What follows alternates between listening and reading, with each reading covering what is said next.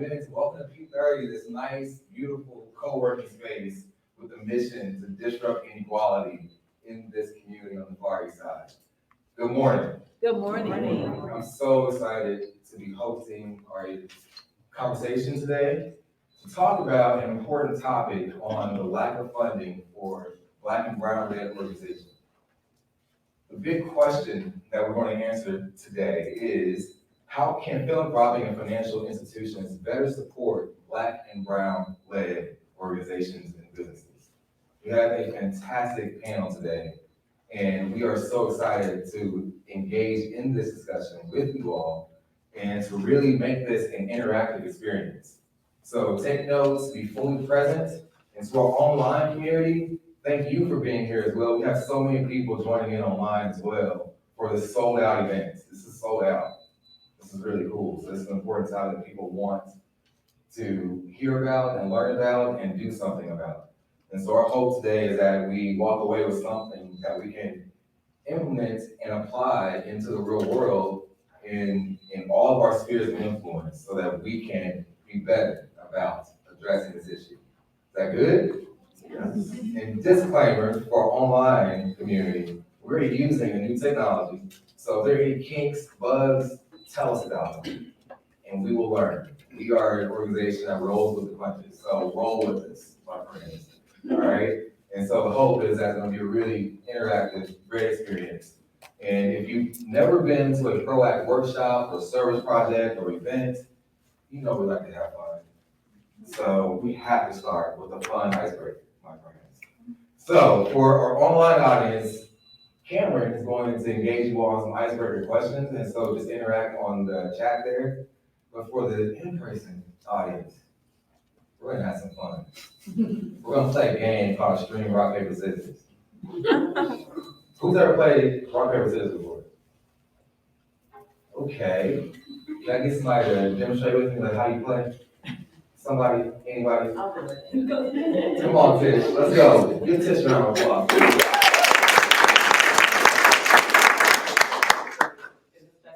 Best two out there. All right, we go. You ready? Yeah, let's go. Rock, paper, scissors, shoot. Ah. Okay, 1 out of 1 for us. Okay, so she won, and so we play this game. So in a minute, I'm gonna ask you all to pair up, and when you pair up, you're gonna play the best 2 out of 3. If you lose, you will then become the winner's cheerleader when she finds another opponent to beat or lose to, right? But if you're the loser, you become the cheerleader for your winner. Does that make sense? Yes. Eventually, we'll have to be down to 2 people, and the person that wins is gonna win a prize. It could be anywhere from a high five to a $100 bill.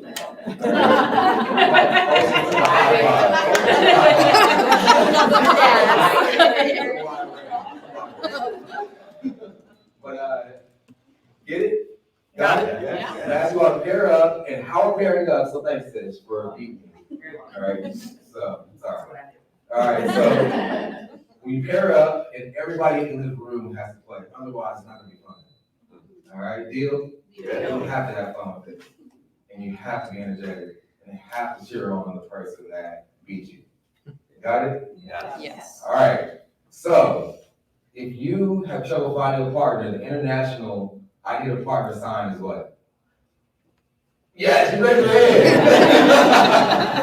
All right. So how you pair up the first time? I want you to find somebody who has the same favorite color as you. Same favorite color as you. So get up, find that person. Green.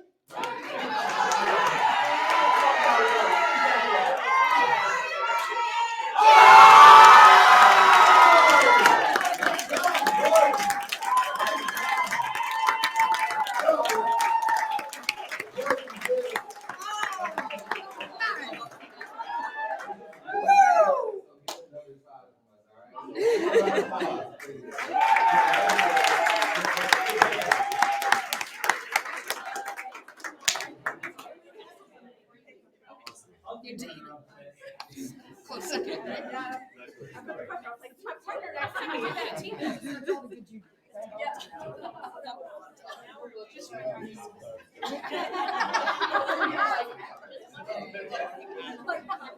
Yeah. I.e. just now.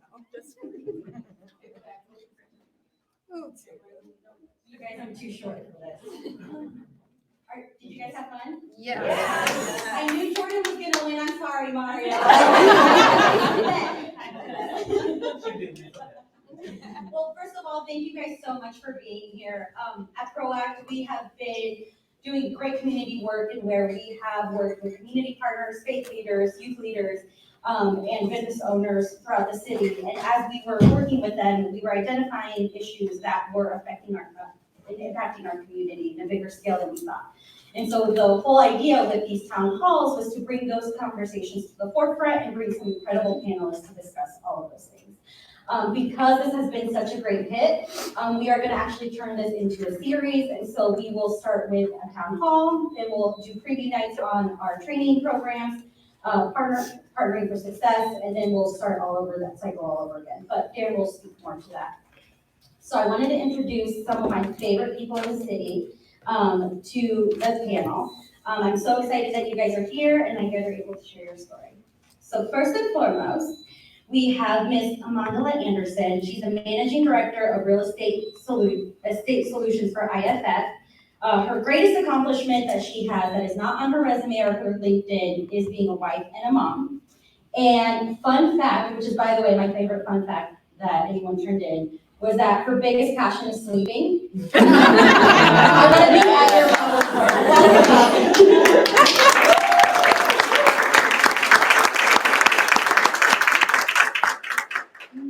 we have Ms. Tish Hurdle. She is the president of MB General Construction Services. The thing that she's most proud of herself that is not on her resume is actually starting her business from nothing, and now she's killing it. Her fun fact is that her favorite comedian is herself. Your favorite comedian is yourself. My husband would quite agree, but. She is hilarious. Thank you so much for joining us. Next up, my actual human angels, Miss Cindy Gonzalez-Baron. She's the CEO of Paco Sacoria and the founder of the Halo app. Her greatest accomplishment that is not on her resume is the growth that she's experienced from challenging childhood to where she is now. And her fun fact, you didn't turn one in, but your kiddos did. And that is that you love Nutty Buddies, so if anybody wants to give her a snack. Thank you guys so much. And that needs no introduction. The one and only Mr. Darren Slack, CEO and founder of ProAct. His greatest accomplishment is that in 2009, he won in the IU's Juneteenth pageant with a slam poem and was crowned Juneteenth King.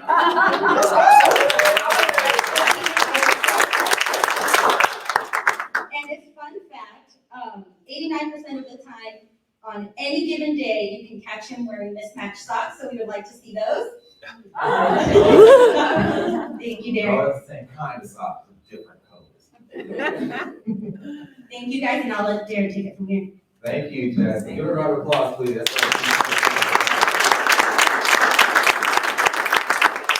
So we have a full day today. It's important topics. There's lots to cover, and I'm so excited to get the stories from Cindy, Tish, and Amanda. Tish and I went to college together, so we've been I side saw by side. the origins of ProAct. It was so cool. We'll be in the dorm room like, hey, I had this crazy idea, and look at what it is now. This is amazing. And Tish was there at that Juneteenth pageant too. So It was great, guys. It really was. Great, Mr. Juneteenth. Thank you. So our focus today is all about the lack of funding for Black and brown-led organizations and businesses. And so we thought it would be prudent to structure this conversation to focus on 3 different barriers. And so the first barrier that we'll talk about today is the barrier of getting connected. And so the premise here is that leaders of color have inequitable access to social networks that enable them, or enable us, because I'm one, all right, to have the connections that our white counterparts have to people with wealth and influence. And so I'll start this conversation by asking Tish, like, what would you say is the reason behind this barrier, reason for this barrier? Talk to us. Gosh, that's a big question. Thank you. And if you could, you can use the mic too, that's next to you for our online audience. Is this good? Yeah, you can angle it up too. There you go. Oh, there we go. Yep. All right. So that's a big question because it's I think a lot of times it starts from I would say our origin. You know, in a lot of communities of color, we don't get that head start, right? We're not a part of private school communities. We're not a part of, our parents don't have wealthy connections, like most of our, not most, but some of our white counterparts. And I think that it really starts there. And then you draw the line all the way through to even the choices we make for institutions of learning, right? You know, a lot of people don't choose college based off of a network or based off of the network that that institution can provide. I know I didn't. I was lucky to find people who were willing to act as that connector for me later in my college career, but I didn't choose an institution based on that. And, you know, a lot of people outside of the community of our community of color, they're taught to make that choice in that way, right? And I think it really starts there, in the choices that we're taught to make, and why we're taught to make certain choices. Yeah, thanks for sharing, Tish. Marla, for you and your experience, like what has it been to see this barrier of the lack of getting connected? My mic sounds right, okay. So I think that it starts with us being willing to take a risk on ourselves. I think that oftentimes we hold and don't realize the light that we have inside of us. And so one of my favorite poems is around like, you know, our deepest fear is that we are inadequate, but it's actually our light that actually is what our deepest fear is, because if we were to shine, like, we don't know how people would take us or if we would lean into that space well enough. And so I think oftentimes, like, for me, my risk was like, I went to 4 different public schools as a kid and didn't have, like, I had to make a new best friend every year. And so I just learned how to like build rapport in adult language, right? I had to be for everybody's friend. I had to be a comedian. I had to like be a chameleon a lot as a child. And so that helped me like to be like not afraid to just say, hey, how you doing? What you doing? Where y'all playing? And my kids hate that about me because I feel like I haven't met a stranger in my life. But that's also because like, I know that people who have and who don't have still have to put their pants on one leg at a time. And so for me, it's just like, I just have gotten over it because because they're just a simple person like me. I think for folks who are not like me, who carry those maybe anxieties about like, oh, will they accept me? Oh, will they like me? Oh, should I wear this color shirt instead of that color shirt? Like, I think that oftentimes we think that those barriers are set up because white supremacy is like the water that we're swimming in, and we don't know how to like swim. Like literally, black people don't know how to swim. I was gonna say that.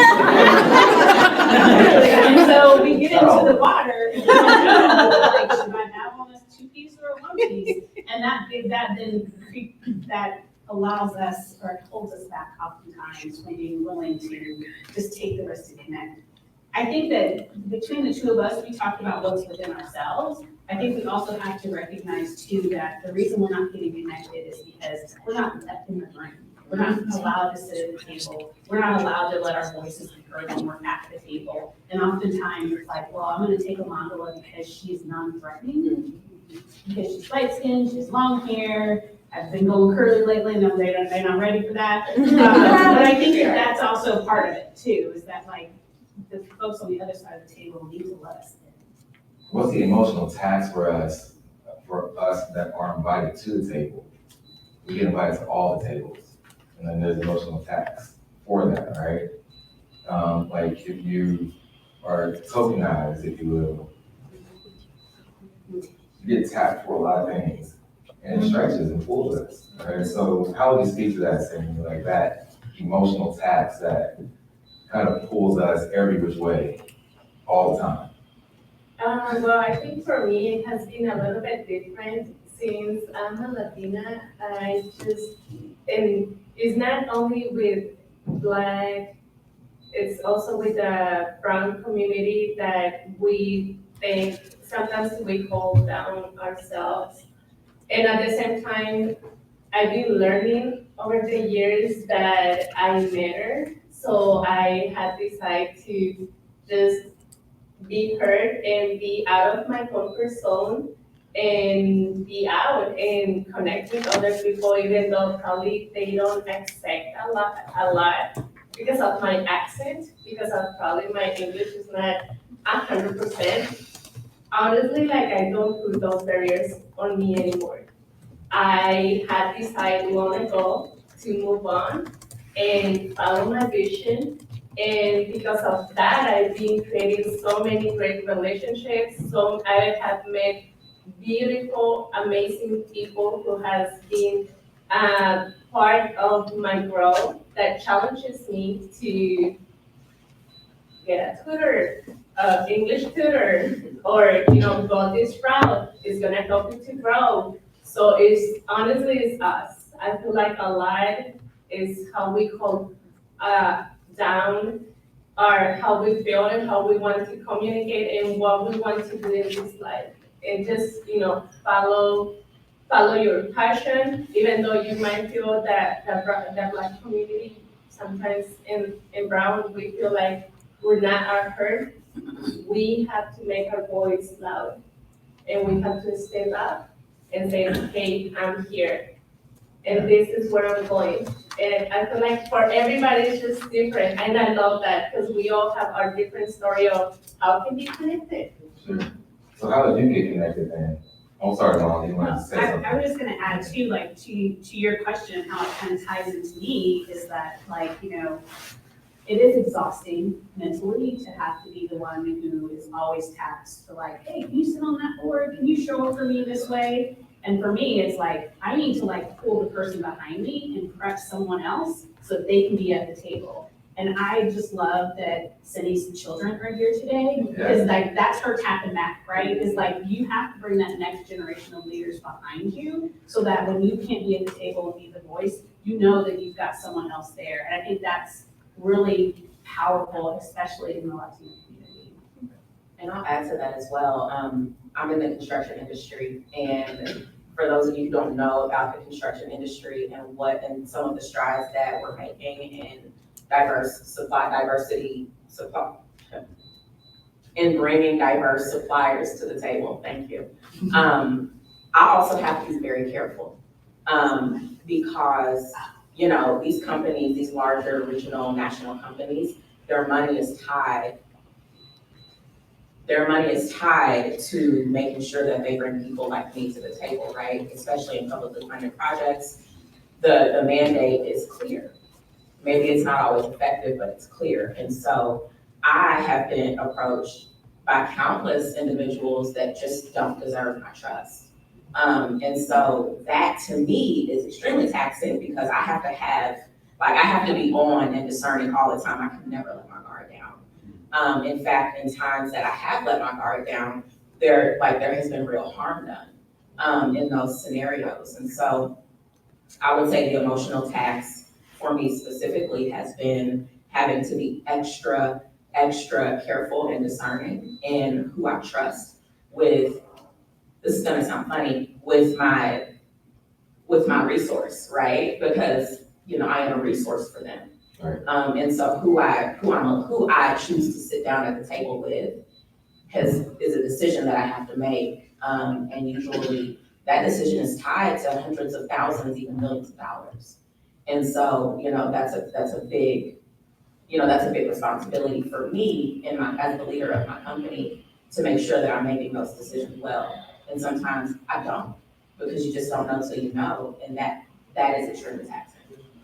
Let's double click on that word trust, because in this conversation on lack of funding for Black and brown led organizations, most of the research we did prep for this conversation, it all came down to those philanthropic institutions not really trusting Black and brown-led organizations with the dollars and the money that has been given or is being given to the community and to these organizations. So let's talk about that a little bit. So Amanda, I'll start with you because you're kind of in the financial industry space as being kind of a bank for nonprofits, if you will. So talk a little bit about that and that trust factor. So on the, previous to being at IFF, which is a community development finance institution, I was an executive director for several CDCs. I've led community quality of life programs. So I was on the community side. I still feel like I am the community side, honestly. And I will say that when I've had to sit in situations where I was building trust with a funder who wanted to provide resources to us, I felt myself uncomfortable, and not in a bad way, but in a way like that I had to be somebody I wasn't. And in that space, when you're trying to mold yourself to really fit into this box of this funding situation, what happens is that you lose the mission and the passion and all the stuff that you came to the table with, because a funder or a partner wants us to be more what they consider in this box of here's where we're comfortable living. And I think that funders and lenders need to be uncomfortable. We're uncomfortable on the side where we're asking for resources. It's not fun asking for money, right? But I think that funders also need to change their comfort level and come not down, but come to our space and understand what it feels like to be where we're at and how we need to be resourced. And so I think that trust and how it kind of ties back for me is that if you don't trust me to know that I'm a good person and the work I'm trying to do is really gonna make a difference, funders they're not the ones actually doing the work. They're actually just giving the resource. And so you gotta trust the person who's doing it and give that. And sometimes you gotta give trust before you know them. And I think funders struggle with that because they wanna put us in a box and say, well, do you have 3 years of audited financials? No, because guess what? An audit costs $7,500 to $13,000. Wow. How much money could I be spending on a community and efforts in my community if I wasn't doing that and doing that every year? So I think that's part of that trust is funders need to come and recognize what's happening for real on our side in order to, and I think that's where we are at IFF. We're not there yet. We got a lot of work internally to do about ourselves, but I think we have to start to interrupt our own systems before we ask others to come and meet us where we're at. That's good. Yeah. So in my experience,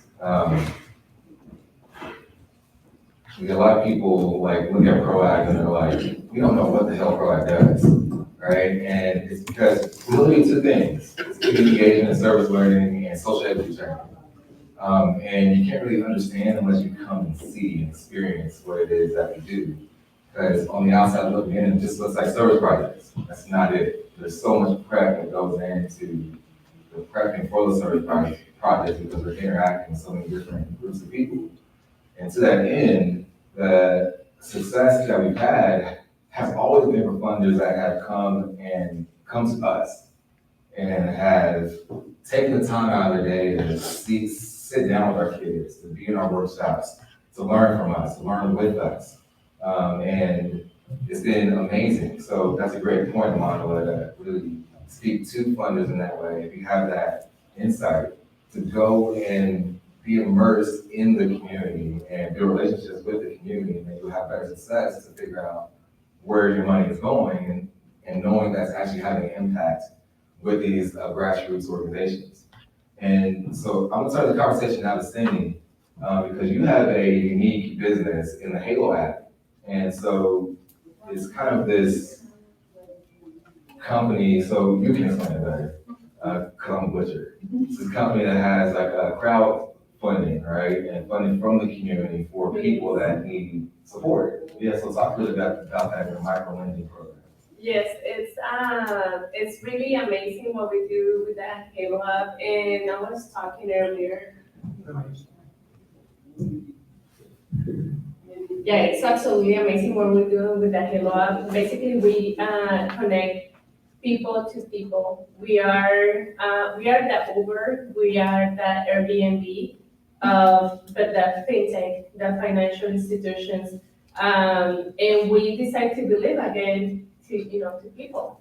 Because there's not a lot of companies who really trust people lending money, right? Without asking for social security number or your credit score. So basically what we do is that we connect people to people so they can lend money to each other. You can be a backer, which is just amazing. Backer is the person who lends the money to someone else. And the amazing part is, for example, if you have $10,000, $5,000 in your account, $1,000, $500 in your account, you can make money from that money. Example, if you come and be a member of our app, and somebody needs $400, so you lend the money, 400, you might say, I want 450.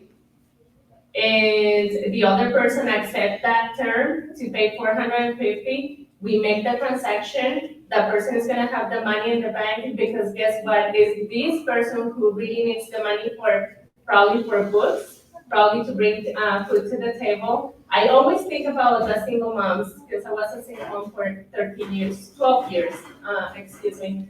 And I always think about the single moms, right?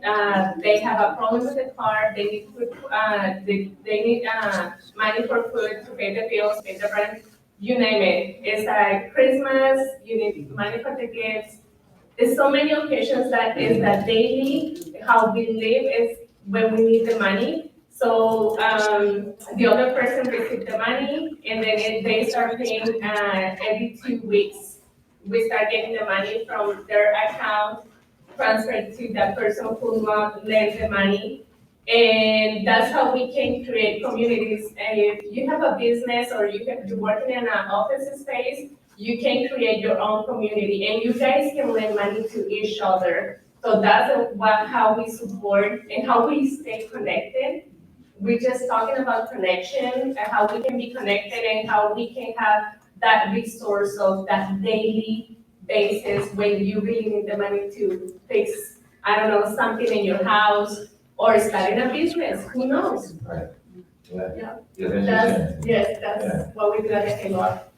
And that's a good segue into our next area, man, and that's on the topic of securing funding. So my clicker's not working here. So the topic of securing funding, and the premise here, and the big question here is that, and this is one I like, right, is that funders often lack the understanding of culturally relevant approaches, lending, and leading them to over rely on specific forms of evaluation strategies that are familiar to them, right? And so the conversation here, me and Amanda had a really good conversation about this topic. And so, we're about to get there too, we're about to go there right now, all right? So, here, it takes funding to build capacity and to measure effectiveness. And so, but being strong in these dimensions is a common precondition for securing funding, right? And but several leaders of color in our research have argued that the lack of capacity or the lack of evidence are often code words that funders use to justify not making a decision to fund. But if you look at the root causes and dig deeper, the root causes is you don't have the capacity, you don't have the funding. So, so it's like, okay, so how can we build capacity if we don't have the funding to do so? And so, let's talk about capacity building in that term. And I'm gonna start with the monologue here. So, let's talk about that. What does this term mean, and how can funders do better about changing the conversation or the mindset behind this concept of capacity building?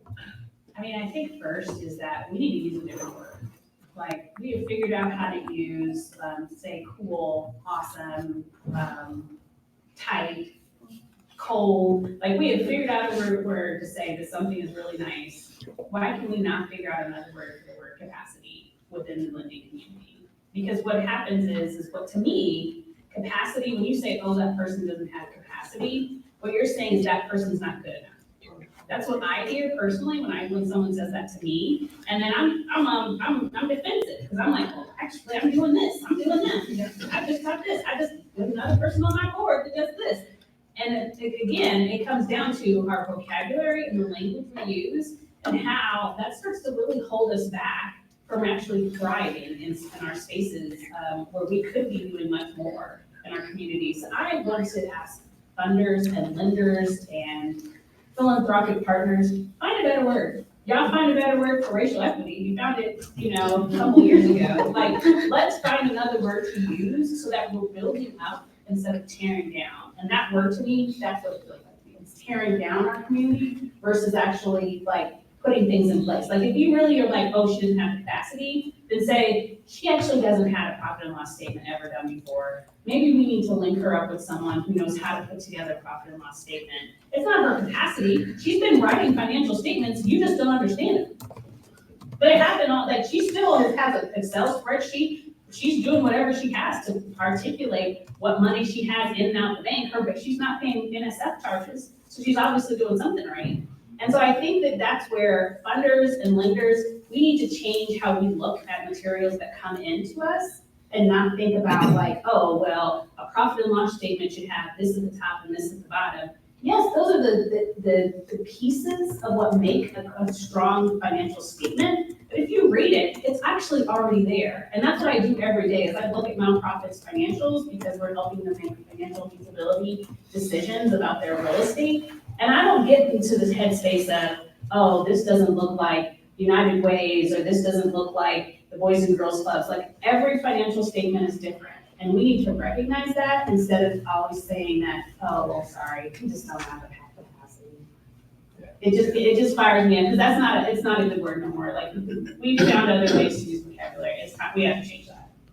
So what about personal capacity? Like if we are, let's talk about personal capacity. Right? When we as leaders are looked at as not having enough capacity to give or serve, and oftentimes, and I hear this a lot from my peers, is that a lot of funders look at us and say, well, you're doing too much, and so we don't really know what your focus is. That's because our community is saying, you have influence in my community, and you are the go-to person for what I need, all right? And so we're in these low-income communities or communities that lack resources. Those leaders in those communities are that resource. And so we have to be skinny, if you will. Like we have to be good at a lot of things or good enough at a lot of things so that we can meet needs because we don't have the capacity. All right, and so let's talk about the personal capacity that we have. Somebody had their hand up in the audience. You want Yes, to say something? I wanted to acknowledge what you said, but I think we have to expand and expect those institutions to acknowledge the root of why we show up at the table with quote unquote diminished capacity. So 500 years of oppression have led to a legacy of us having less money, access to education, access to privileges. And yes, we show up at times with what it looks like less capacity. So I think that's an important layer that has to be addressed as we attempt to make things better. It's interesting. And I think to that point, and to Amanda's point, when these lending institutions, well, again, I'm in the private sector, right? I'm not a community-based organization, I'm a for-profit business. And being a true bootstrapped entrepreneur, it's interesting, like it's unique. People look at me and say, you're either brave or you're crazy, right? Like those are the two things that I did. Yesterday it was brave, tomorrow it might be I'm crazy. But when these financial institutions look at entrepreneurs of color who lack capacity or have diminished capacity, honestly, I think some of those people are probably some of the scrappiest, most creative, most resourceful people that I know that like the way that we've decided, that my husband and I decided to build this construction business, it is crazy because we had to get creative. We had to use what we had. We had to use what we had to work with, and that was nothing actually. I mean, we started this business with $500 and an insurance policy, and that's what we had, and we made good use of that. And so I think that that narrative has got to change because where these institutions see lack of capacity, I see creativity out of necessity. And honestly, sometimes that's worth way more than a quality financial statement, right? Because when it is. And so when you look at that dynamic, I'll take a scrappy entrepreneur who can make it happen above, and Ivy League educated entrepreneurs, they have at least some advantage of connections, right, of network. But I'll take a scrappy entrepreneur who bootstrapped over somebody who was, carried to a position all day long, every single day. It's good. Yeah, that's such a good point. Yeah, and in my experience, I started ProAct in 2010. I didn't know what the hell I was doing. Before we graduated, right? I didn't know what I was doing, all right? And there was a funder that early on I approached, and they said, "You'll never get people to pay to volunteer." I said, "Okay, watch. You got people to pay to volunteer." And came back, "Well, you don't have enough capacity or enough support for us to look at you." Okay, you need to diversify your funding, is what they said. All right, I'll crack that code and figure it out. We diversified our funding, created programs where we have fee for service and donations. All right, we figured it out, came back. Well, where do we fit in this is what the funder said. Well, we don't see ourselves in this equation anymore. Where do philanthropic institutions fit in? And I was like, what the hell do you want me to do? Like, I'm working hard to show and demonstrate that we have what it takes. Now, let's go. Like, come in with this. And it's 12 years in, and we're still having those conversations. And I see that a lot, right? And so, Cindy, I'm gonna ask you now, like, we put the onus so much on the philanthropic communities and financial institutions. But what Tish and Amanala have alluded to is our ability to be prepared, right? And so we always prep ourselves by being creative and bored, leaning in on our innate gifts, if you will. But talk about the business side of things and how we can be prepared to be looked at more seriously by these funders and financial institutions. When Tisha was talking about how she started her business, it literally came to my mind how I started as well.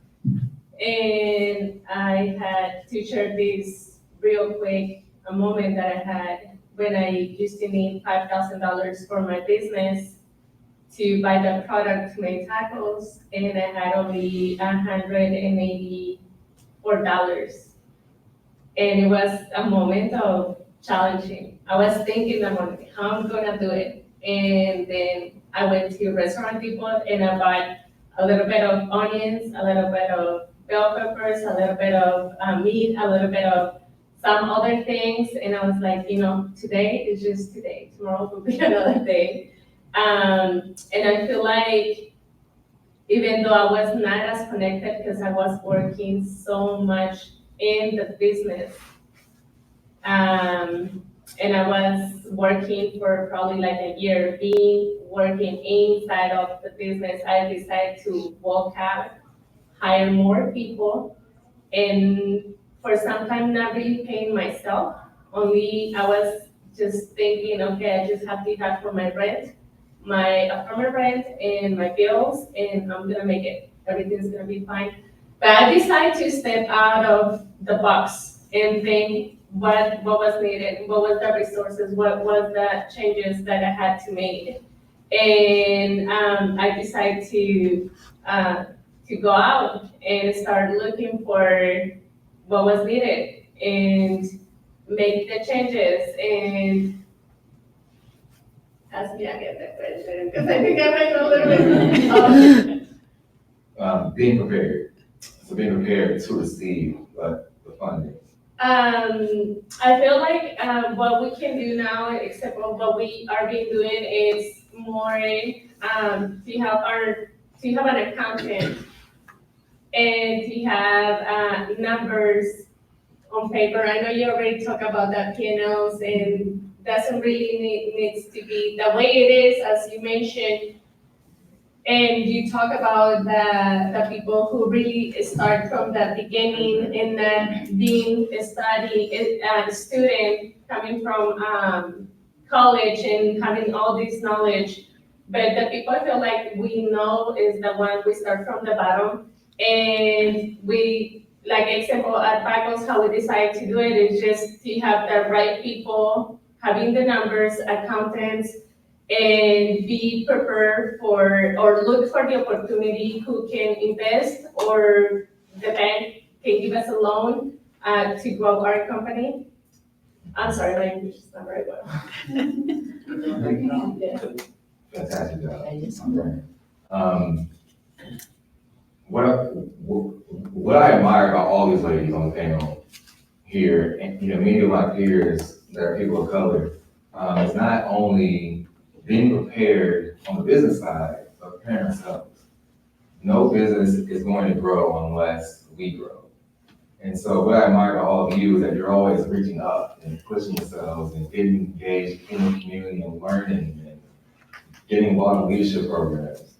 So let's talk about prepping ourselves as people and as leaders, because I think that plays into it too. I mean, there's no secret that I've had my own challenges as a leader.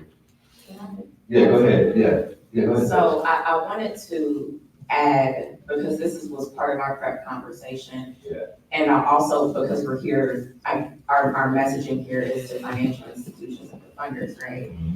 And I want to bring light to the concept of the moving needle. Yes. That we often experience as leaders of color, founders of color. It's always, well, you alluded to it in your story. Yeah. Of, if you do this, like if you do these things, then we can talk, right? I'll never forget one of the most demoralizing experiences of my professional career was, I was banking at an institution, running a lot of money through this institution, okay? And I'm in construction, and we don't deal in small sums. A lot of money. Went to the banker, went to the relationship banker and said, hey, this is what I need. Like, we're trying to grow, we're expanding, we're getting these great opportunities. This is what I need. He looked at my file, he says, it's not bad, but this is what we need to see. Mm-hmm. So, application denied, come back in 12 months. The most grueling 12 months of my life trying to do what he asked me to do. I think maybe 15 months went by, did everything he said to do, and went back, it was still no. Well, now, can we see you do this, and this? And I walked out of that institution thinking, am I ever gonna be good enough for these people to take a chance on me? Will I ever be good enough? And intrinsically, I know that I'm good enough, right? But when you're constantly getting that feedback that says, no, you're not good enough yet, like, no, not yet. Maybe you're like an inch closer, but not quite yet.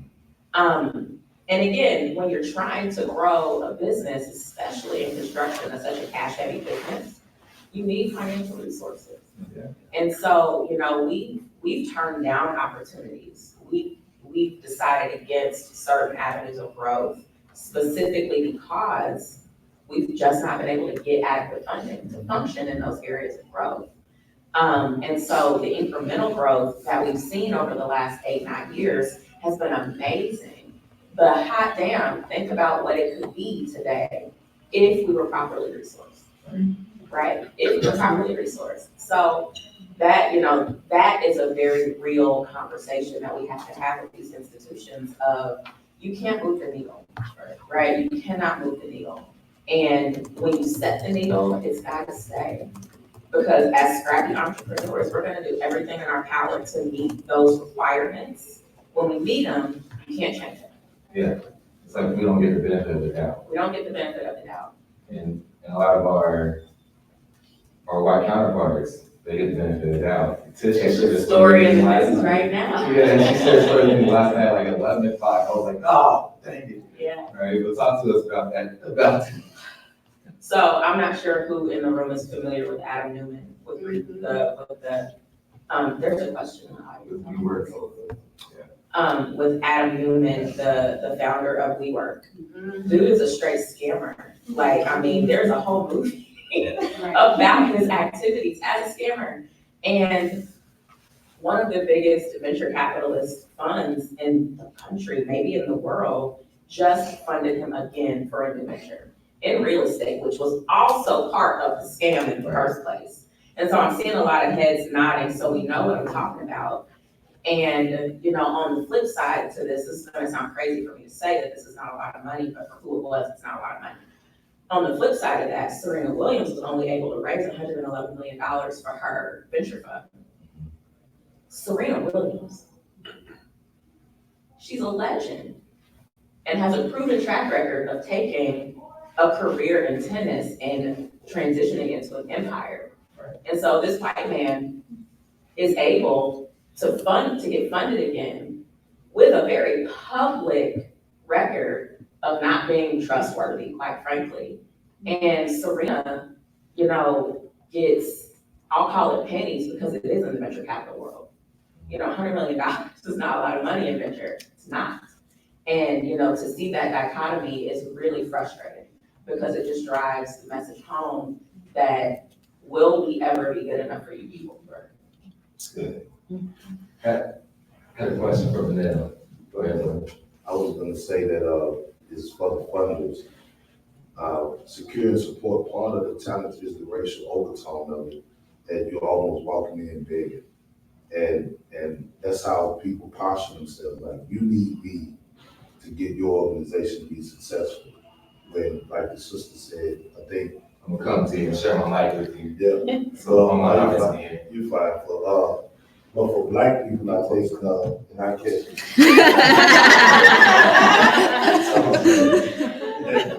Darren is my brother, so I'll be close. We need to understand that we're not going to belittle ourselves. We're not going to lessen our integrity because you have a checkbook. Because you don't make white organizations do that. And so I love what you said when you were talking about just scrap. I was thinking about the Harriet Tubman, the Sojourner Truth, all those people who made it happen anyway with less. And so I think funders need to know that whether you support us or not, the work is still going to get done. And so when I talk to funders, I think I don't need you. You need me. You need me. Because you're not gonna come down here and do what I'm doing. And so I think sometimes in these conversations, it may sound arrogant to them, but it's no more arrogant than you telling me, do this, come back later, do this, come back later, no, you need me. I make it happen. I make it happen with $2, I make it happen with 200,000. That's right. These white organizations are doing nothing, but making sure they folks are right. So Yeah, thanks, brother. Yeah, thanks, and appreciate it. So we'll move on to our third barrier. So I had a list of like 10 barriers to focus on, and this one was on the top of my list, and so I was like, are you guys okay with talking about this? Because we don't talk about it enough. All right, it's the barrier of each other. It's the barrier of each other. All right, we can indict white institutions and banks for not supporting us and for the lack of buy-in in our communities, but why aren't we supporting each other more? How many of us have Black and brown funders that fund them at a high dollar amount? I wish I knew some black funders. They are out there. So one of our panelists that couldn't make it today because of COVID, and she caught COVID a couple days ago. But she leads the Mays Institute at IU School of Philanthropy. and their whole entire focus is on diverse philanthropy. Most Black institutions, she shares some stats with me, most Black people and brown people, because she works with Asian Americans, Latino Americans, Latinx Americans, I'm sorry, and Black Americans, and as well as Native Americans. And her focus and the focus of the Mays Institute is to really encourage those Black and brown people who have the capacity to give, to not give so much to their faith, the churches, but to give to the community and partner and build relationships and open the lines of communication to your community, our communities, all right? And so I have 3 questions for each of you, or 1 question for each of you, well, 3 questions total. And I'm starting with Cindy, all right? So you have a great success story, and one of which people in your community helped you get to where you are. And so let's start by sharing the benefits of how it, or what it looks like to help each other as Black and brown leaders. Well, for me, it has been, thank you. That's what I have been focusing in long time, is how to benefit, how to bring value to other people. I've been doing it for so long, and it has been bring me a lot of happiness. And sometimes we are so greedy.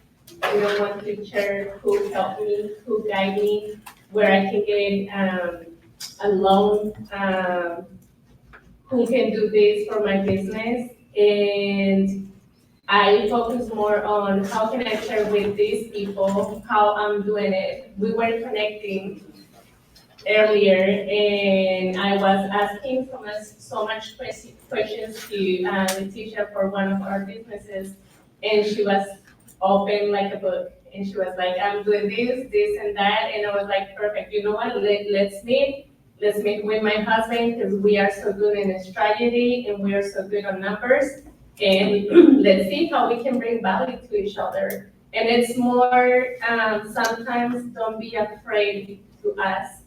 Don't be afraid to knock the door to someone who is doing amazing. I've been doing that for so long. Some people that I think they're not gonna open the door for me, and they're not gonna share information with me that I kind of needed to grow my business, but so many people are being open that door. So many. And I have been open the door so many times, even for businesses that are doing the same thing that I am doing. So don't be afraid, just look for that opportunity, knock doors, ask people. We are the only ones who hold down ourselves. We have the power to look for information, to look for the person who has something that it might can bring something valuable to you as a person, or to your business. Thank you. Tish, what is your experience been What's the question? in working with our communities? So I'll say that, the narrative that, and I'll just go with the Black community, right? The narrative for years has been Black folk can work together, right? We've all said it, we've all heard it, all of that. I don't think that has to be true, right? I think that it's a requirement of the minority community for us to figure out how to work together. So for example, in the construction industry, minority certifications are a big thing. Like that is how you access some of the most important opportunities that you'll access for your business in construction.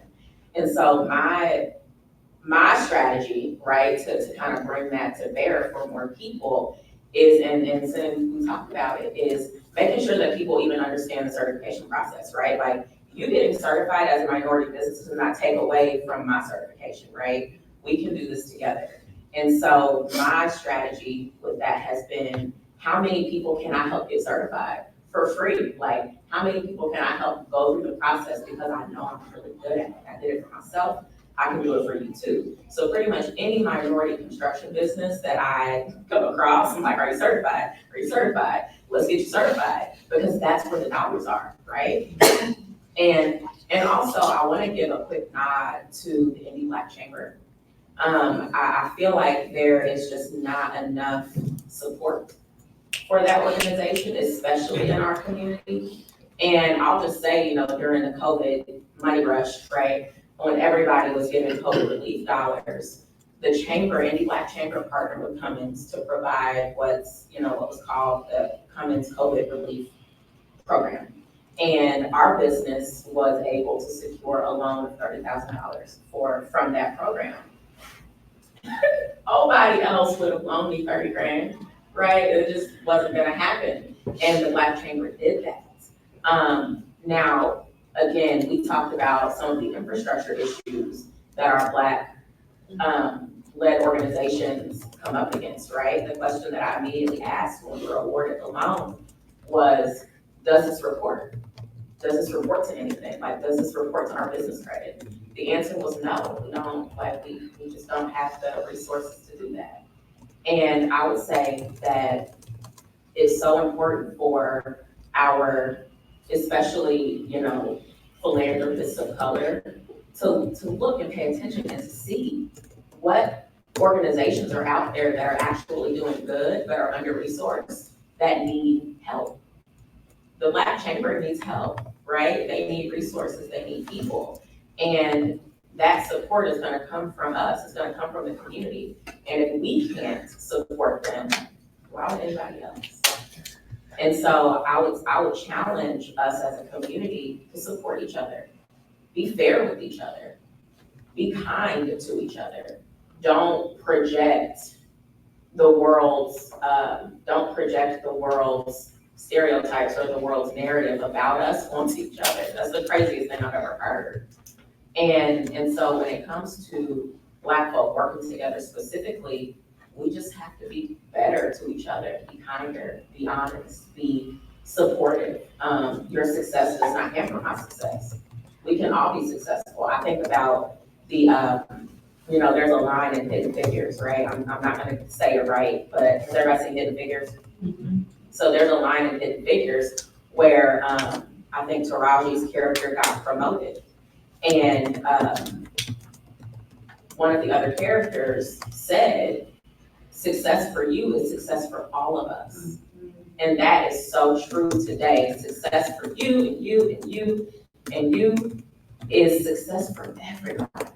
And so how many more people can we reach back to help be successful? And that just makes us more successful as people, because you build that momentum, right? It's about momentum. You build that momentum. And I feel that happening in the atmosphere. I want it to keep going. And I really hope that this push, to really support Black and brown businesses continues, and I think that it will, but, we gotta support each other. Right. Less ego. Way less ego. Yeah. It really doesn't fit. Yeah, less of the I and more of the we, right? And I think if we can adopt that mindset, I think we can do so much better to really support each other and have collective interests, right? And to this end, so Monica, you do a lot, and you've seen a lot of what's working or what has worked in the community. And so I have started a program recently that kind of speaks to this, to break down this barrier in particular with each other. So can you talk a bit about that? Yeah, so we created a program called Stronger Nonprofits Initiatives. It's a program that's funded through JPMorgan Chase to focus on Black and brown-led nonprofit organizations, and not just their leaders, because we see a lot of times leadership programs that just focus on like a dynamic leader.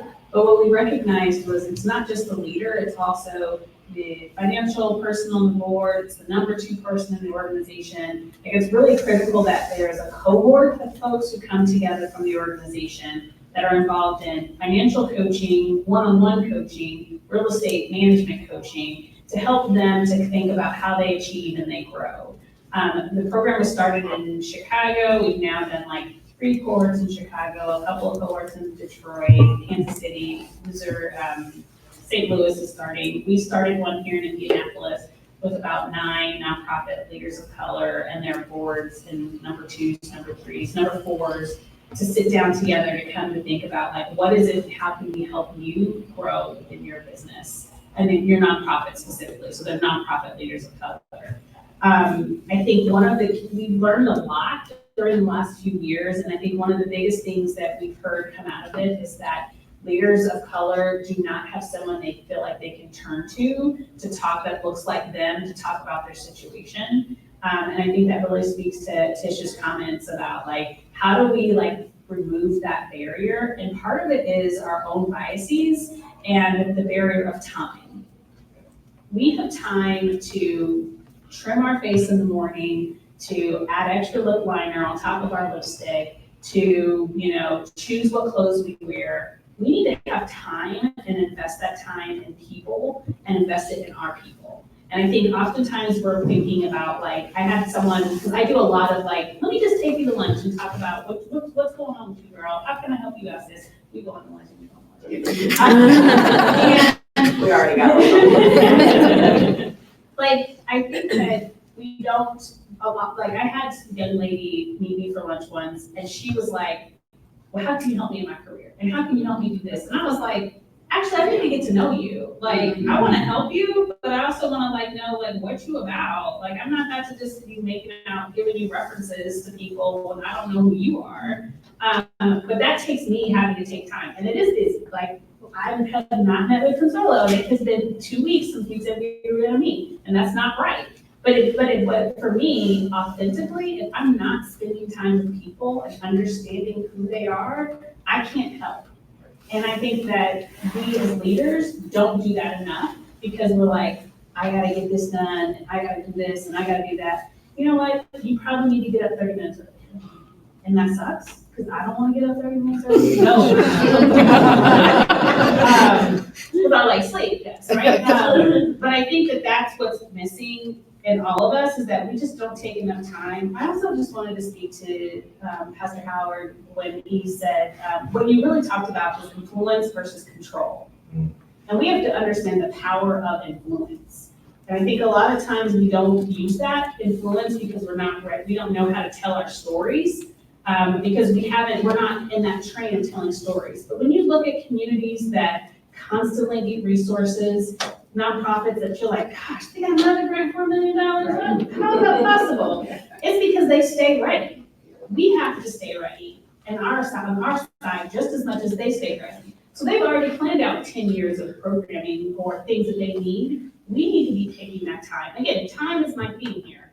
We need to take that time to strategize and not just keep making biscuits. Like, that's what we were doing, for-profit businesses that I worked with in Irvington, nonprofit organizations, where our heads are to the ground because we just need to like get this project done, right? And we have to take time to strategize because this is chess, not checkers. Yeah, bias does not absolve us from being prepared. Very Right? correct. And I would say the opposite of bias is curiosity. Like, how much are we learning about ourselves, about each other, and about our community so that we can better prepare ourselves. And so we're at the time now so thank you all for sharing your thoughts on these 3 barriers. So give them a round of applause.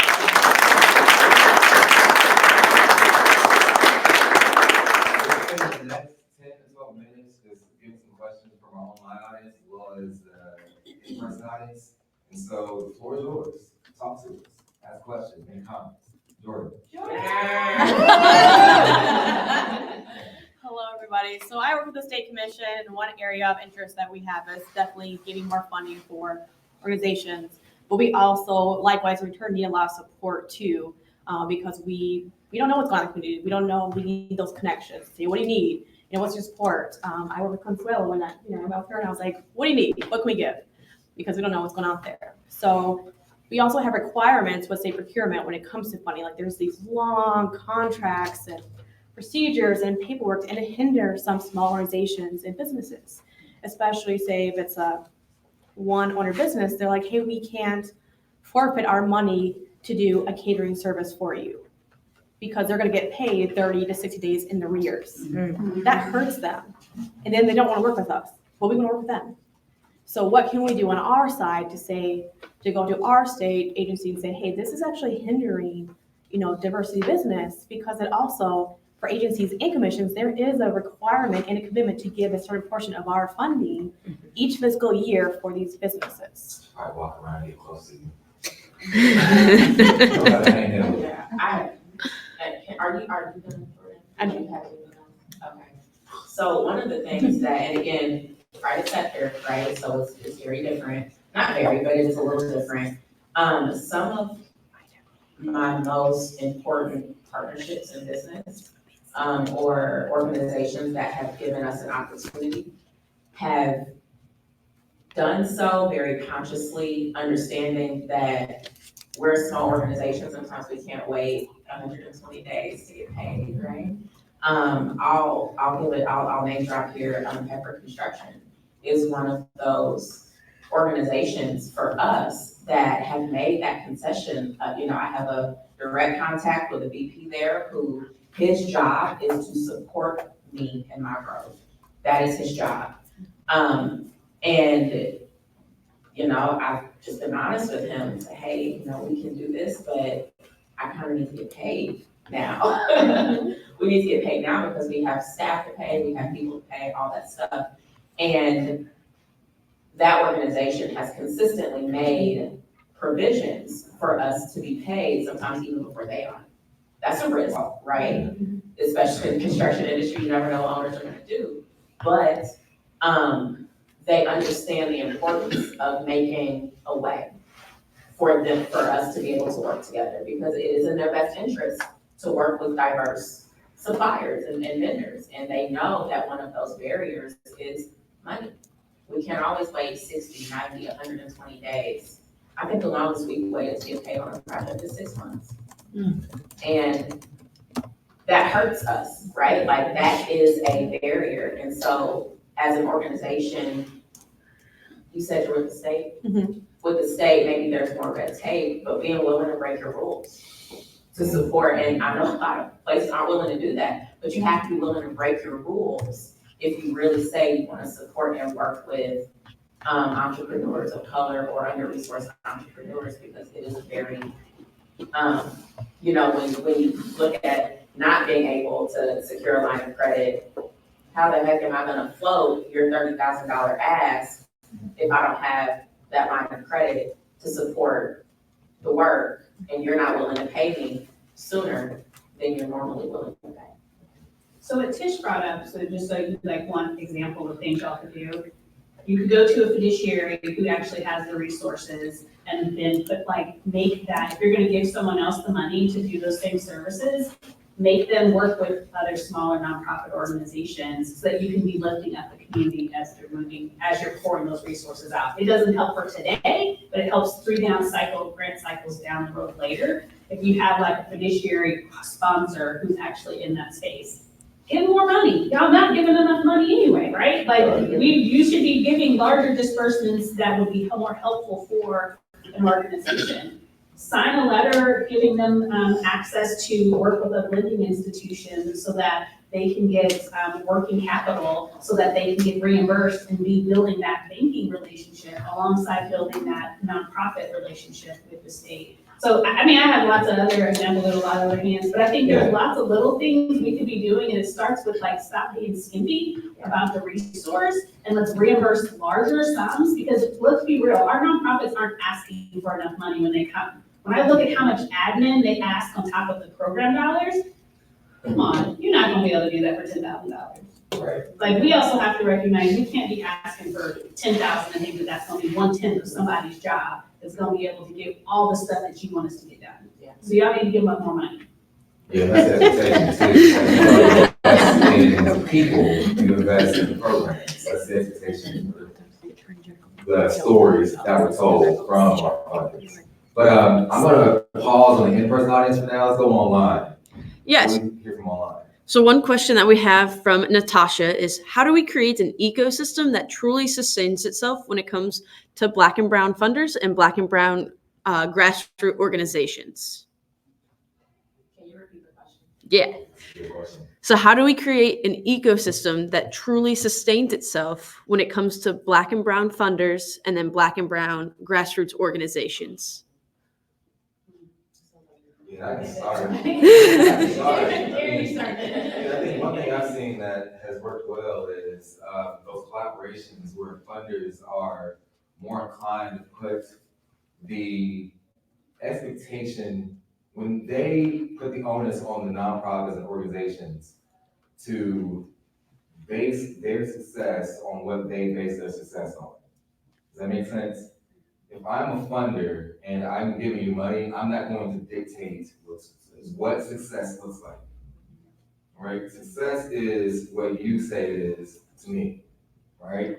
And so those ecosystems, those relationships work very well, that those requirements on the reporting, the check-ins, is more relational. It's not so transactional where, hey, I'll give you this check and I'll see you next year when you give me that form that you're supposed to report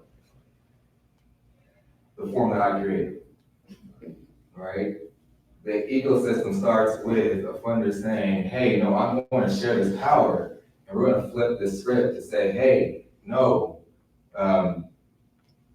organization A that's led by a Black leader or a brown leader, you tell me what success looks like.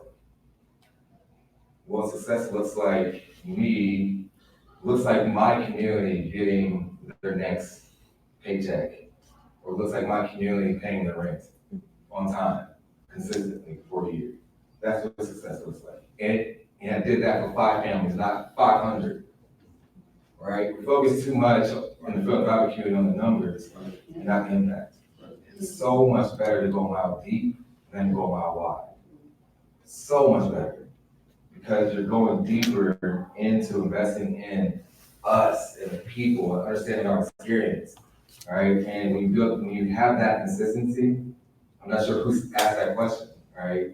Those ecosystems can then be created because you have more people understanding the experiences of our communities, right? And so that's how I would answer that question.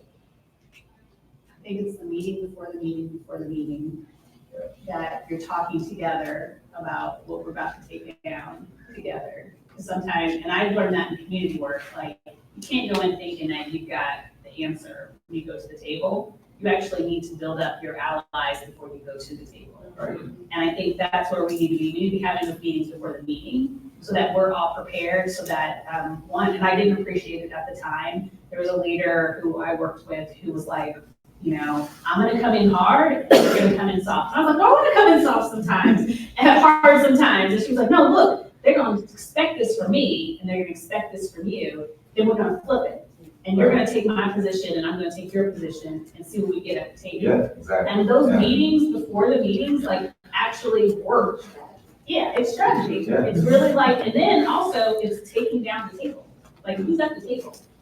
It's chess. Like I'm, and I don't play chess very well, but my children do. And like literally, if we can start to set tables up and have those discussions before we go to talk to our elected officials, before we go to the next, you know, grantee, we have these like, you know, convenings of grantees to talk about, hey, we're gonna release these dollars. Like we should be coming to the table with our ideas before we get there. And if we don't, then that's gonna hurt us in the long, it has hurt us in the long run. And I think funders appreciate that when we strategize together first before we come straight to the table. And I wanna give a shout out to like CICF. That's what I was gonna say. Yeah. That's a great example of someone who's like, we're gonna interrupt the system. Yep. And they took a huge risk. Like, I don't think it's recognized enough in our community how big of a risk they took to say that we're actually gonna interrupt everything we've been doing and look at racial equity different because we know that that impacts in our community.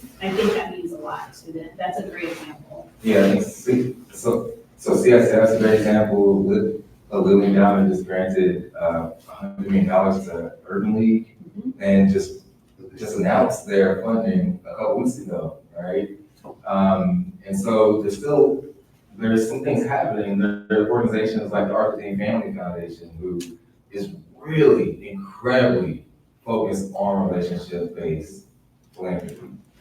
And that is, I think, the way to go, is to understand who we are funding, why we're funding them, what impact they're making, and letting the organization dictate the terms on what success looks like, right? And so we only have 5 more minutes for questions. Are there any more pressing online? Because I see some eager hands up in the audience. You're good. You're good, all right. Yeah. Let's start here, because you got your hand up. Okay, I just had a comment, that along with, us being leaders, we also have to educate the people in, whether it's, in government or whether it's in private sector or corporate America. You know, we have to educate them on what our brothers, sisters, what our communities need. Sometimes 90% of the time, they're willing to make the concessions, they just don't know. You know, Indianapolis is such a diverse city. And the company I work for, they're based out of Chicago. They're used to diverse sectors, but this is such a diverse city that every time I ask for something, even the companies I work with, I have over 40 partners, 90% of the time they're willing to do that because they know it's going to benefit the company, that we just have to speak up and have the knowledge and be able to pass that along.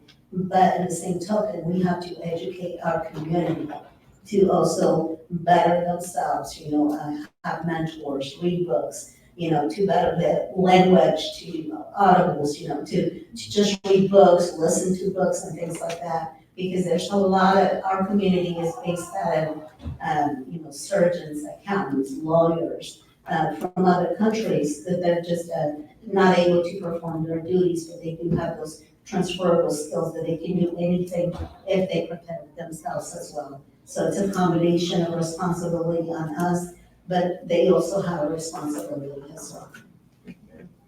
Thank you. And what's your name? Virginia. Give Virginia a round of applause.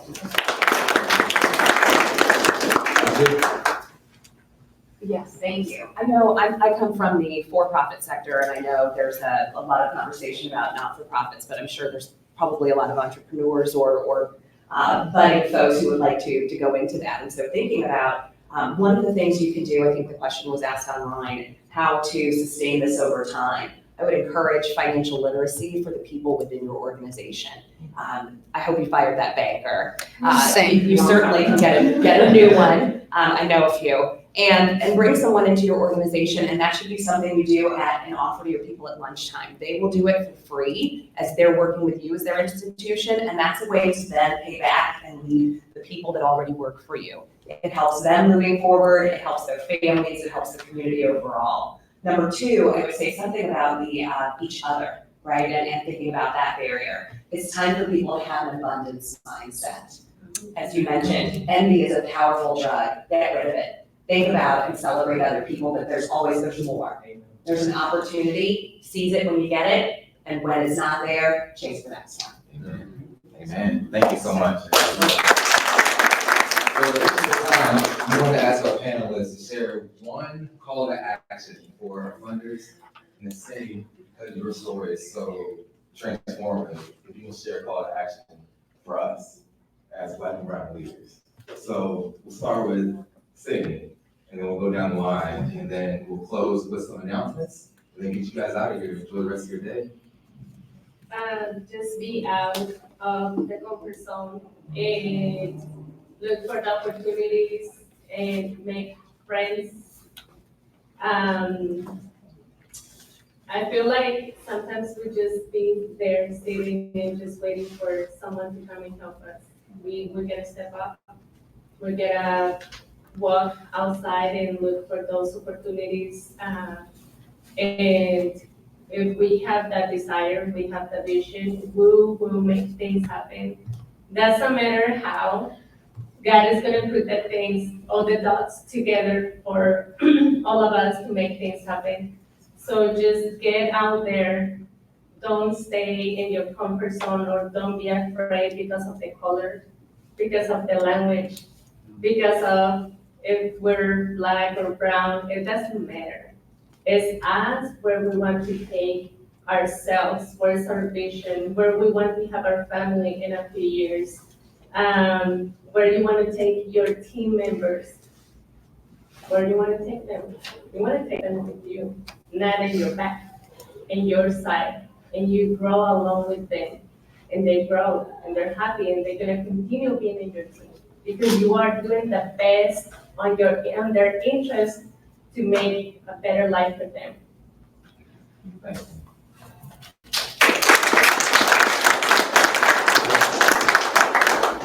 My call to action to Black and brown leaders would be to know yourself. Know what your challenge, know what your areas of opportunity are, know what your strengths are. And get well versed in what your organization needs.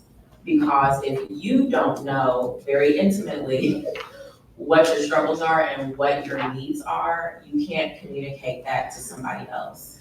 And I think I'll leave it there. That would be my call to action is know yourself, know what you need, know what your organization needs. Good, thanks.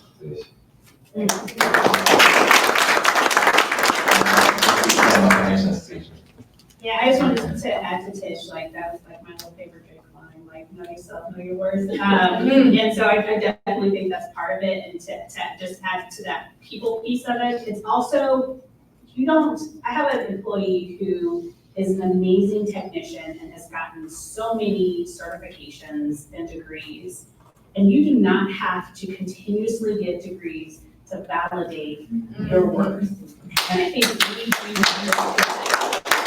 it's frustrating, and so like, get out there and do it and believe in yourself. I think for financial institutions, for funders and nonprofit leaders, the most important thing for you all to do is to be creative and iterate.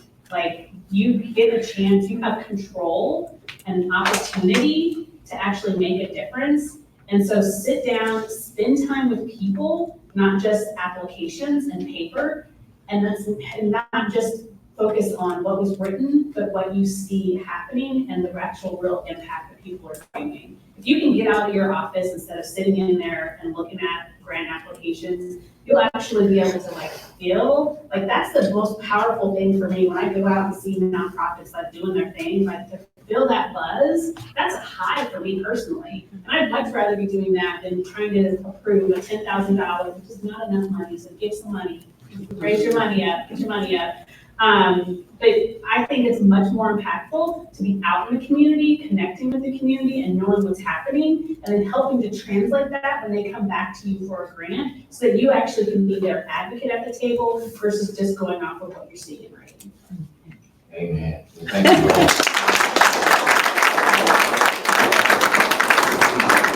Hands, round of applause, please.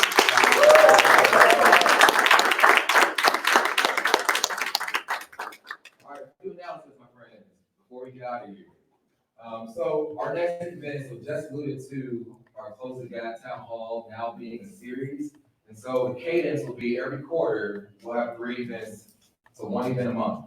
So this month's event is a town hall. Next month, because we want to highlight more of our training program and social equity training, we're hosting a training preview of our popular outward inclusion course, which is all about implicit bias and change our mindset around how we engage with people from different backgrounds. And it's for leaders of all backgrounds and of all situations. There is a cost of $30 for that preview because it's so popular, and there's limited space available as well. So come in with the intent to bring this training back to your organization or community if you would like, and you will not be disappointed, trust me, all right? And there's some people nodding their head because they've been a part of the training. And there's also our Slip the Gap podcast. If your podcast listeners is back in action next month, and so get on Spotify, on iTunes, wherever you listen to your podcasts, and take part in our podcast and become a listener and a follower of that. We highlight so many leaders that share their story. We're also incorporating our youth voice into our podcast now too. And then there's also an event that is being hosted by one of my friends, all about building your wealth. It's called Entrepreneur 5.0. We host it right here in this space in 2 weeks on August 30th. So if you would like to learn about and your wealth dynamic, if you will, or your ability to build wealth, take part in this event and scan that code if you want to get involved. And then my last announcement, is I'm so excited. If you didn't know that ProAct does training, I mentioned that we're not just service, all right? People just see the service. And so part of our strategy is to engage leaders, to equip them with tools and the resources and talents to be leaders for their community from a DEI lens. And so to this end, we are revamping and we restructured our Rising Star Leadership Program that you'll hear about here in a moment. Let's watch this quick video. We get business leaders asking all the time, how do we get started? We get business leaders asking all the time, how do we get started? How do we sustain our employees and volunteer programs? And how do we design a wonderful experience for our team? ProAct's Rising Star Leadership Program provides the structure and systems you need to do all of this and more through a 3-step process. Step 1, lead self. Leading self is about fully understanding your mindset, strengths, and areas of growth, and we create your leadership development plan in this step. Step 2, lead others. Lead others is all about intentional relationships within your cohort as you connect in mentoring and mastermind sessions. Step 3, lead community. Leading community is working with our team to co-lead youth curriculum, service projects, and a school-wide legacy projects each year. Upon completion of our Rising Star Leadership Program, participants earn our new Community Impact Professional credential. If you want to learn more, get involved in this program, please scan this QR code and apply for a pilot cohort, which is free this first year because of a grant that we received from the Elevation Grant through CICA. And so take part and be involved and build your leadership development skills personally as well as in the community. And we have a credential that we did create this year that you can then put at in your name. So Andrew Black, CIP. Is what we want to see. As your grade, CIP. Let's get it out there. So our entire team is going to earn this credential as well as some leaders that we've already identified that's engaging in this program. So be a part and develop your skills from a DEI lens, and you'll be equipped to take on conversations within your organizations from a DEI perspective and putting those ideas into action. It's our way to replicate ourselves, if you would. We catch our drift. Right, and just so you know, the pilot program afterwards, this program will cost $39.50 for the entire year. So it's a good time to get involved right now, right? And so the last thing is, so every quarter we'll have a town hall, but we don't know what we want to talk about next. And so online, if you can complete the live poll and in person, you can raise your hand about what topics should we cover next. These town halls are meant for you and the community. Well, we know what you want to talk about. So we identified 3 topics here. And so if you would like us to talk about juvenile justice or restorative justice next, can you please raise your hand? Let's take a quick poll here.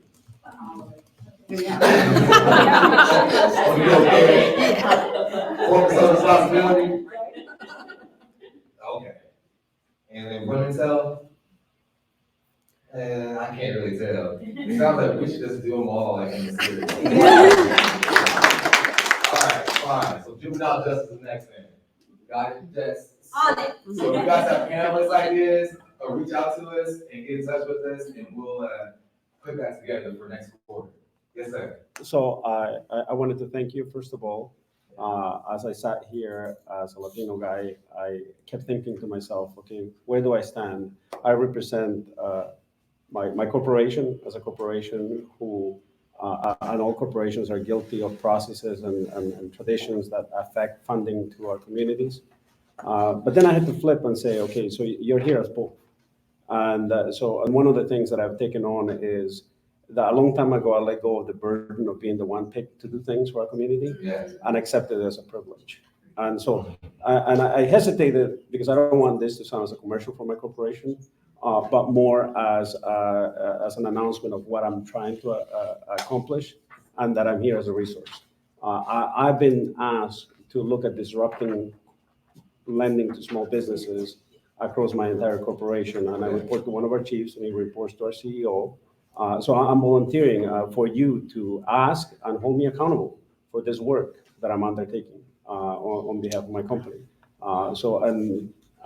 It is taxing work, but it's no longer burdensome to me, specifically when I get here and listen to what folks have to say. I was in Evansville till I came home at 10 p.m. last night, and then I had a lot of stuff to do this morning, so I've been up since 5 a.m. But to your point, I made time to be here because this is important to me personally. So personally, I'm offering, do hold me accountable. Awesome. We'll get with, and what's your name, sir? Leo Lopez, Old National Get with Bank. Leo, please. And we're over time, so I'll pose the questions, so talk to us afterwards. But my friends, thank you. Thank you for your time, thank you for your energy, thank you for your comments, panelists, and thank you all online as well for taking the time out to be with us and talk about this important topic. Hope you learned something. And so, thank you, and get out of here.